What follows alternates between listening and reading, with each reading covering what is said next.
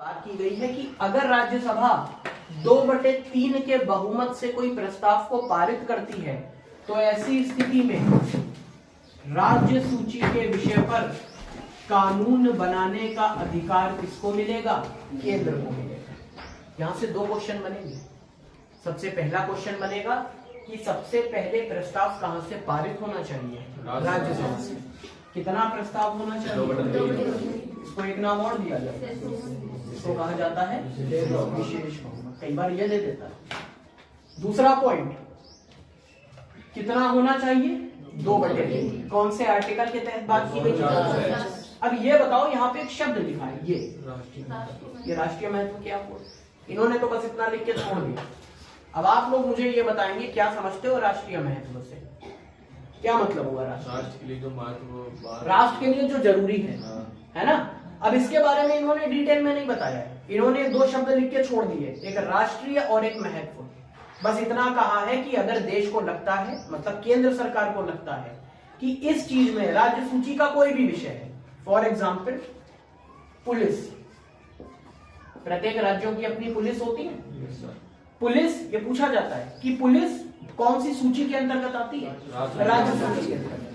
Police का कहीं भी डिप्लॉयमेंट करना है, पुलिस को कहीं भी एक जगह से हटा के दूसरी जगह लगाना है, उनसे संबंधित कोई भी नियम कायदे कानून बनाने हैं, ये प्रत्येक राज्य अपने स्तर पे करता है। ठीक, केवल दिल्ली की पुलिस ऐसी है जो राज्य सरकार के अंतर्गत नहीं आती, जो किसके अंतर्गत आती है? केंद्र सरकार कह सकते हैं या फिर गृह मंत्रालय कह सकते हैं। याद रखना, क्वेश्चन बनता है कि प्रत्येक राज्य की पुलिस तो राज्य सूची का विषय है, लेकिन जो दिल्ली की पुलिस है वो किसके अंतर्गत आएगी? वो गृह मंत्रालय के अंतर्गत आएगी, यानी केंद्र सरकार के अंतर्गत आएगी। ठीक है, तो अगर ऐसी कोई स्थिति बन जाए तो ऐसी स्थिति में यह हो सकता है कि प्रत्येक राज्य की जो पुलिस है उससे संबंधित नियम कायदे कानून बनाने का अधिकार किसके पास मिल जाएगा? राज्यसभा के पास या फिर केंद्र सरकार के पास। लेकिन यह कब होगा? यह तभी होगा जब राज्यसभा से प्रस्ताव को पारित किया जाएगा। कितने बहुमत से? 2/3। समझ में आ गई बात? एक बात और ध्यान रखना, यहां राज्यसभा क्यों लिखा है? केंद्र की बात की है तो लोकसभा लिख देते हैं, वो काहे नहीं लिखा? भाई हम तो यही पढ़ते हैं कि लोकसभा ज्यादा ताकतवर होती है, जनता जब वोट करती है तो लोग वहां से चुन के आते हैं। तो यहाँ ये काहे लिखा है? ये क्यों नहीं लिखा? इसका एक कारण है। इसका कारण यह है कि लोकसभा में जो सरकार होती है उसका बहुमत होता है, भाई उससे संबंधित नेता वगैरह ज्यादा होते हैं। ठीक, जबकि राज्यसभा एक ऐसा सदन है जहां पर ज्यादातर समय जो विपक्ष के नेता होते हैं वो ज्यादा होते हैं। अगर यहां लोकसभा लिख देते तो हो सकता है सरकार अपने फायदे के लिए ये काम करती, देश हित के लिए ना करती। क्यों? क्योंकि वहां पर सरकार से संबंधित जो नेता हैं, जो सांसद हैं, उनकी संख्या ज्यादा होती है, उनको बहुमत मिलता है।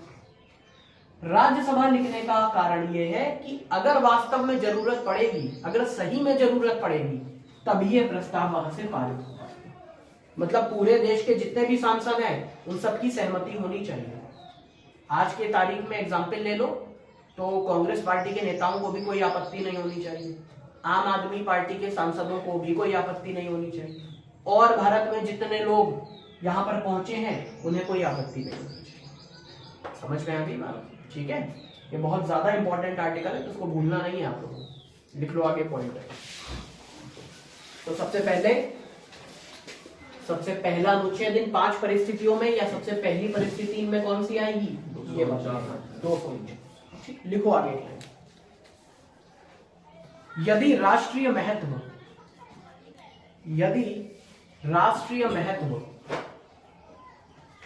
के अंतर्गत,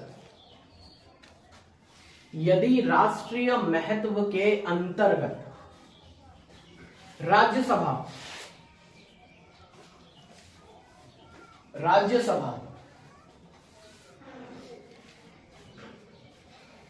2/3 के बहुमत से 2/3 के बहुमत से प्रस्ताव पारित कर दे, 2/3 के बहुमत से प्रस्ताव पारित कर दे, तो राज्य सूची के विषयों पर राज्य सूची के विषयों पर, तो राज्य सूची के विषयों पर संसद कानून बना सकती है, संसद कानून बना सकती है।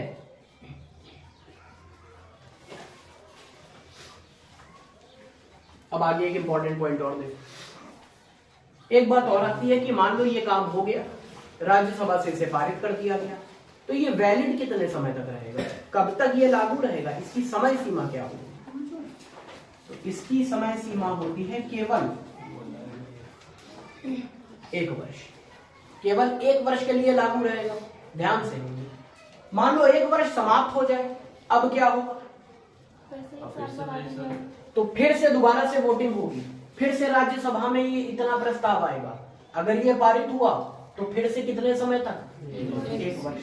मान लो वो 1 वर्ष फिर से पूरा हो जाए, उसके बाद भी जरूरत लगे, अभी काम आधा हुआ है और यही काम करना है, तो दोबारा से वोटिंग होगी, दोबारा से कितनी वैलिडिटी हो जाएगी? 1 वर्ष। तो कुल मिला के साधारण भाषा में एक बार में अधिकतम कितना होना चाहिए? 1 वर्ष। और 1 वर्ष करते करते कितनी बार? अनगिनत बार। जब तक इन लोगों को लगता है तब तक ये 1-1 वर्ष के लिए बढ़ता रहेगा। समझ में आ गई बात? लिख लो पॉइंट आगे, देखो। अधिकतम एक बार में, अधिकतम एक बार में 1 वर्ष के लिए प्रभावी रहेगा, 1 वर्ष के लिए प्रभावी रहेगा।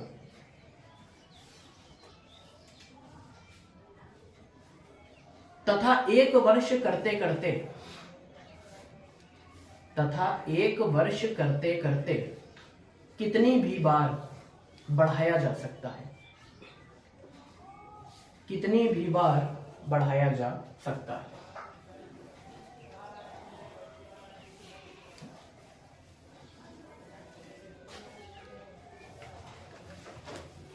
जो केंद्र शासित पुलिस होती है वो सब केंद्र के अंतर्गत आती है। वो कौन सी पुलिस? जो केंद्र शासित प्रदेश होते हैं, केंद्र शासित जो होती है वो केंद्र के अंतर्गत आती है, क्योंकि वो किसके कंट्रोल में होगा? लिखा हुआ है केंद्र शासित, यानी किसके कंट्रोल में? केंद्र के कंट्रोल में। केंद्र का मतलब कौन? एक बात और ध्यान रखना, केंद्र शासित का मतलब हुआ, लेकिन यहाँ पे जो मुख्य कर्ता धर्ता होता है वो होते हैं भारत के राष्ट्रपति। अब राष्ट्रपति के पास इतना टाइम तो है नहीं कि आए दिन दिल्ली से उड़ान भरे और केंद्र शासित प्रदेश में जाके घूम ले, तो अपने बदले अपने काम को आसान करने के लिए एक व्यक्ति को वहां पे नियुक्त करवाते हैं। उस व्यक्ति को क्या कहते हैं? उसको कहते हैं उपराज्यपाल। राज्यों में होते हैं राज्यपाल, केंद्र शासित प्रदेशों में होते हैं उपराज्यपाल। ठीक है।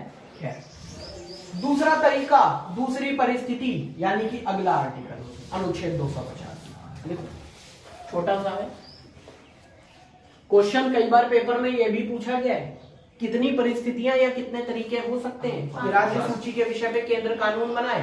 इसको याद रखो, ऑप्शन में ऐसे दे देगा 4, 5, 6, 3। आंसर आपका क्या बनेगा? 5। ठीक है, चलो आगे देखो अनुच्छेद 250। इसमें कंडीशन दी गई है, इसमें परिस्थिति दी गई है। इसमें यह लिखा गया है अगर भारत में या देश में ये वाली कंडीशन हो जाए, राष्ट्रीय आपातकाल, तो अगर देश में राष्ट्रीय आपातकाल लग जाता है तो ऐसी स्थिति में राज्य सूची के जितने भी विषय दिए गए हैं उन सब पर कानून बनाने का अधिकार किसको मिल जाएगा? संसद को। संसद, राष्ट्रपति मतलब संसद होगा। ठीक है, तो ये बात कौन से आर्टिकल में कही गई है? 250। देख लो आगे पॉइंट। ठीक, 250 इसमें लिखना राष्ट्रीय आपातकाल की दशा में, राष्ट्रीय आपातकाल की दशा में संसद, राष्ट्रीय आपातकाल की दशा में संसद राज्य सूची के विषयों पर, राज्य सूची के विषयों पर कानून बना सकती है, कानून बना सकती है।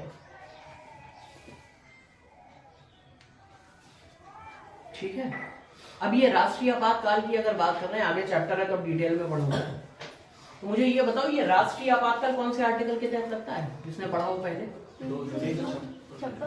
360 पहुंच तो गए हो, 352। ठीक है, अभी के लिए बस इतना याद रखना, 352 का मतलब होता है राष्ट्रीय आपातकाल, उसमें पूरा डिटेल में पढ़ोगे। फिर 4 का गैप कर दो, 356 हो गया। 356 का मतलब होता है राष्ट्रपति शासन, ठीक है, राज्य की बात हो गई। फिर 4 जोड़ दो, 360। 360 का मतलब हो गया वित्तीय आपातकाल। तो 4 का डिफरेंस चलता है, ठीक है। लेकिन यहाँ पे कुछ और बात की गई है। यहाँ पे ये बात की गई थी कि अगर देश में राष्ट्रीय आपातकाल लगा है तो ऐसी स्थिति में राज्य सूची में जितनी भी चीजें दी गई हैं उन सब पर कानून बनाने का अधिकार किसको मिल जाएगा? संसद को। ये बात कौन से अनुच्छेद में कही गई है? 50। कितने तरीके पढ़ लिए? 2 पढ़ लिए। तीसरा देखो, 251 आर्टिकल बेकार है, किसी काम का नहीं है, इसको छोड़ दो। देखो 51 का मैं आपको एक आइडिया दे देता हूं, अगर ध्यान रह जाए तो बहुत अच्छी बात है, नोट आउट मत करना। 251 में बस इतना कहा गया था कि आपने जो चीजें अभी 249 में पढ़ी और जो बातें अपनी 250 में पढ़ी, बस यही सारी चीजों को लागू किया जाता है। बस इतना लिखा गया है कौन से आर्टिकल में? 251। तो खैर उसे पढ़ने की कोई जरूरत नहीं है, बेकार है। ठीक, अगला देखो, अनुच्छेद 252। तीसरा तरीका हो गया ये, 5 परिस्थितियों में तीसरी परिस्थिति। इसमें देखो क्या क्या है, इसमें ये बोला गया है कि मान लो कम से कम 2 राज्य, उत्तर प्रदेश और बिहार की बात कर लेते हैं, तो कम से कम 2 राज्य या 2 से अधिक राज्य अगर मिलकर अपने राज्य में ये प्रस्ताव को पारित कर दें कि हमारे राज्य में राज्य सूची के सारे विषयों पर अब से कानून बनाएगी केंद्र सरकार, तो केवल उन दोनों राज्यों में राज्य सूची के जितने भी विषय होते हैं उन सब पर कानून बनाने का अधिकार किसको मिल जाएगा? संसद को या केंद्र को। लेकिन कब? जब वो दोनों राज्य अपने राज्य की विधानमंडल में इस प्रस्ताव को पारित करें। मान लो 5 राज्यों ने ये काम कर दिया, तो उन 5 राज्यों में जो राज्य सूची के विषय होंगे उन पर कानून कौन बनाएगा? जितने लोग सहमति देंगे केवल उतने राज्यों की बात। ये बात कौन से आर्टिकल में कही गई? लिख लो आगे पॉइंट। यदि कम से कम 2 राज्य, एक नहीं होगा, एक का नहीं बनता, जनरली कम से कम 2 की बात आती है, ठीक है। देखो आगे, होने को देखो ऐसा नहीं है कि होने को नहीं हो सकता, होने को एक राज्य भी हो सकता है, लेकिन वो कब होगा? एक बात और आती है, मान लो एक राज्य कह दे, तो सामान्यतः तो एक राज्य कहता नहीं, लेकिन एक राज्य भी हो सकता है। वो कब होगा? जब उस राज्य में राष्ट्रपति शासन लग जाए। आगे पढ़ोगे, ठीक है। मान लो उत्तर प्रदेश में राष्ट्रपति शासन लग गया, यानी राज्य सरकार बेकार किसी काम के लिए, तो अब राज्य सूची के विषयों पर सबसे ज्यादा कानून बनाने का अधिकार किसको हो गया? संसद को हो गया। ठीक, ये कंडीशन बनती है। लेकिन ये जो पॉइंट, जो आर्टिकल मैं आपको बताता हूं, इसके तहत एक राज्य नहीं आएगा। इसके तहत कम से कम कितने राज्य आएंगे?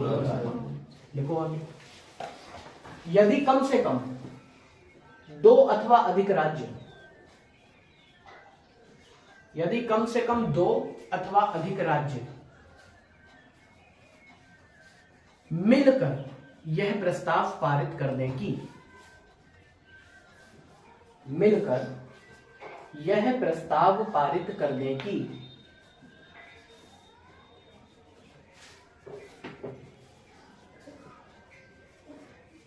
उनके राज्य में राज्य सूची के विषयों पर, राज्य सूची के विषयों पर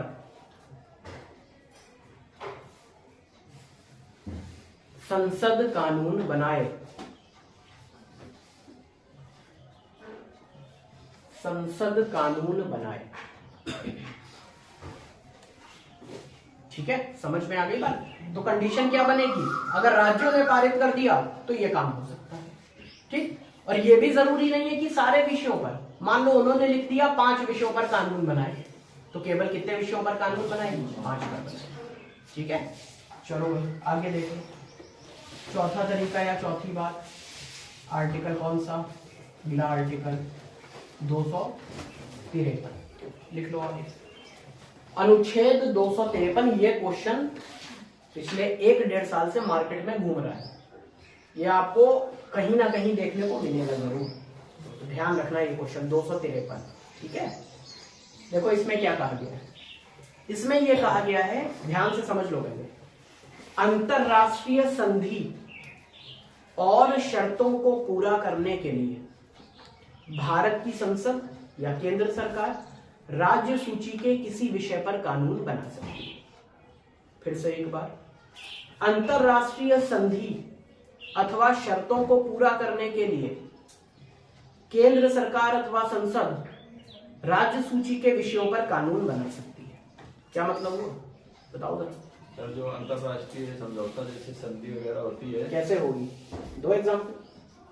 जैसे लड़ाई झगड़ा हो जाता है तो उस पर संधि कोई होती है, तो यदि जरूरत पड़ने पर केंद्र सरकार को राज्य सरकार में कानून बनाना होगा तो बना सकती है। ठीक, बढ़िया। देखो मान लो प्रधानमंत्री जी नेपाल गए फॉर एग्जाम्पल, अब नेपाल के जो प्रधानमंत्री है उनके साथ कुछ बात करा है कि भैया आगे से भविष्य में भारत के उत्तर प्रदेश राज्य में हम एक प्लांट बनाएंगे, एक पावर प्लांट बनाएंगे या सोलर प्लांट बनाएंगे, ठीक, और इसमें हम नेपाल को आमंत्रित करेंगे।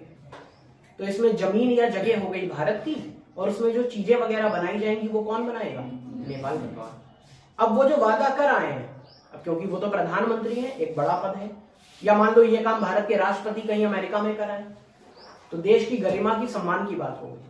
तो ऐसी स्थिति में उन चीजों को पूरा करने के लिए जो राज्य सूची का उससे संबंधित अगर कोई विषय हो सकता है, तो ऐसी स्थिति में केंद्र सरकार उस पर कानून बना सकती है। मान लो वो कराए कि हम उत्तर प्रदेश में इतनी जमीन देंगे आपको पावर प्लांट के लिए, तो लेकिन अगर अब वो वादा कर आए हैं तो फिर ये काम पूरा होगा, ठीक।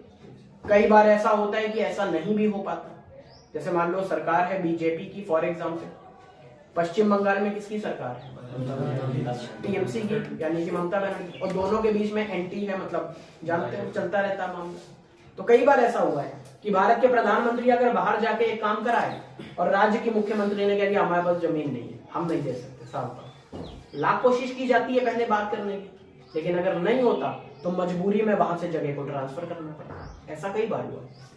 तो ऐसा नहीं है कि पत्थर की लकीर हो गया कि लिख दिया तो आपको ये करना पड़ेगा। बहुत सारी ऐसी स्थितियां भी बन सकती हैं जब वो काम नहीं भी हो सकता, लेकिन इन जनरल सामान्यता अगर मैं बात करूं तो इसके तहत ये बातें बताई, ठीक है। लिख लो आगे पॉइंट। अंतरराष्ट्रीय संधि, अंतरराष्ट्रीय संधि अथवा समझौतों को पूरा करने के लिए, अंतरराष्ट्रीय संधि अथवा समझौतों को पूरा करने के लिए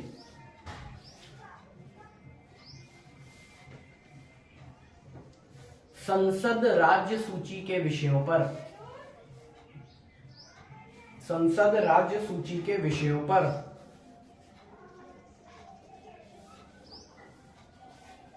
कानून बना सकती है। संसद राज्य सूची के विषयों पर कानून बना सकती है। संसद राज्य सूची के विषयों पर कानून बना सकती है।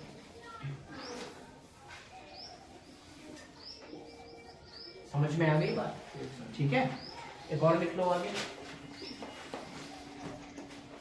अगला जो आर्टिकल है वो है 254। ये 249 से जितने पढ़ रहे हो ये सारे याद रखना, ये कंडीशन पूछे जाते हैं। 254 में क्या कहा गया है, एक साधारण सी बात जो आप लोग पहले से जानते हैं। केवल इतना कहा गया है, मान लो राज्य सूची के किसी विषय पर केंद्र भी कानून बना दे, या चलो संवर्ती की बात कर ले फॉर एग्जाम्पल। संवर्ती में क्या होता है, दोनों बना सकते हैं। मान लो राज्य भी बना दे और उसी विषय पर केंद्र सरकार भी कानून बना दे, किसका माना जाता है? सामान्यतः ये होता है कि केंद्र सरकार का माना जाता है, नॉर्मल इन जनरल में अगर बात करें, ठीक। लेकिन ध्यान से समझना, जो बात मतलब राज्य के लिए ज्यादा सही होगा। एक तो पॉइंट ये आ गया कि भाई राज्य के लिए क्या अच्छा है ये राज्यपाल ज्यादा अच्छे से बता सकते हैं। दिल्ली में बैठे राष्ट्रपति को ये बात नहीं पता, ठीक है, या केंद्र सरकार को नहीं पता। दूसरी बात, मान लो किसी विषय पर केंद्र सरकार ने कानून बनाया उसी विषय पर राज्य सरकार ने कानून बनाए।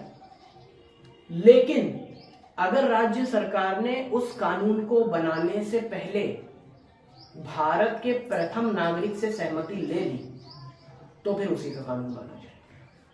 भारत के प्रथम नागरिक मतलब भाई केंद्र सरकार से बड़े तो राष्ट्रपति होते ही हैं। तो किसी विषय पर अगर केंद्र सरकार कानून बनाए, उसी विषय पर राज्य सरकार बनाए, लेकिन अगर राज्य सरकार ने राष्ट्रपति की सहमति ले ली तो फिर उस राज्य में कौन सा कानून चलेगा?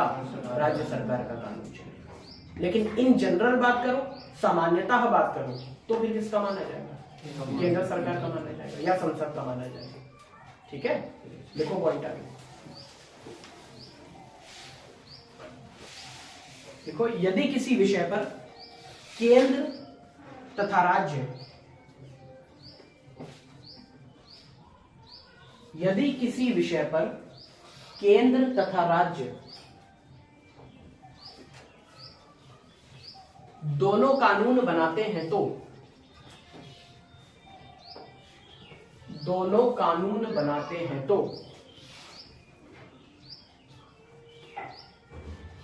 दोनों कानून बनाते हैं तो केंद्र का कानून मान्य होगा। इसमें अंडरलाइन कर लेना, केंद्र का कानून मान्य होगा।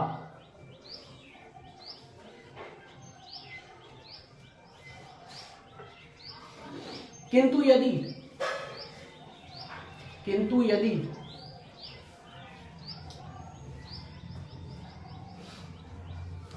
राज्य के कानून को बनाते समय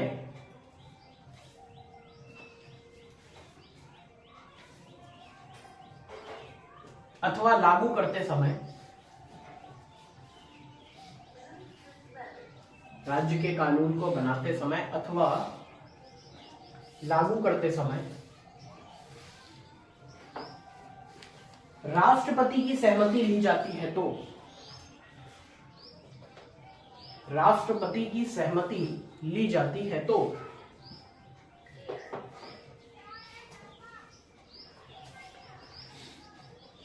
राज्य का कानून प्रभावी होगा। तो राज्य का कानून प्रभावी होगा।